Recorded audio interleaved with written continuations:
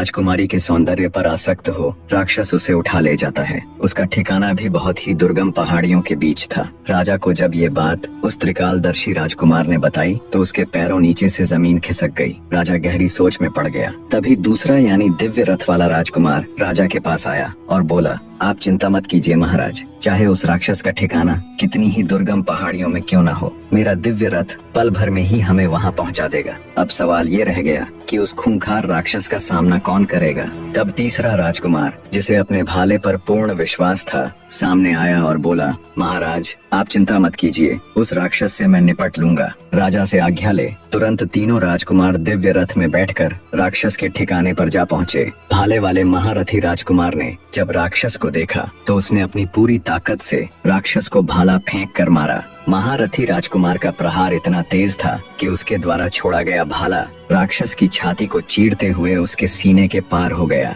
जिससे तुरंत राक्षस के प्राण पखेरु उड़ गए। राजकुमारों ने राजकुमारी को अपने साथ रथ में बिठा लिया और कुछ ही पलों में वो सकुशल राजमहल पहुंच गए। राजकुमारी शशिबाला को बिल्कुल ठीक ठाक देख राजा सहित पूरी प्रजा में खुशी की लहर दौड़ गई। राजा ने तीनों राजकुमारों का हाथ जोड़कर शुक्रिया किया। फिर से सभा बैठाई गई। सभी सभासद और राजकुमार अपने अपने स्थान पर बैठ गए। इतनी कहानी कहे दैत्य दंभिकासुर बोला, बताओ विक्रमादित्य, उन तीनों में से राजकुमारी किसको अपना वर चुनेगी। कुछ देर विचार कर राजा विक्रमादित्य बोले, राजकुमारी शशिबाला उस भाले वाले महारथी राजकुमार को अपना वर चुनेगी। राजा विक्रमादित्य की बात सुन दैत्य दंभिकासुर बोला, ऐसा क्यों विक्रमादित्य? क्योंकि राजकुमारी को बचाने में तो तीनों ही राजकुमारों का हाथ था। फिर राजकुमारी उस महारथी राजकुमार को ही क्यों चुनेगी? क्या सिर्फ इसलिए कि उसने उस राक्षस का वध किया था? राजा विक्रमादित्य बोले, नहीं कपटी राक्षस, त्रिकालदर्शी राजकुमार को न चुनने का कारण ये था कि अगर वो राजकुमारी का पता न भी लगाता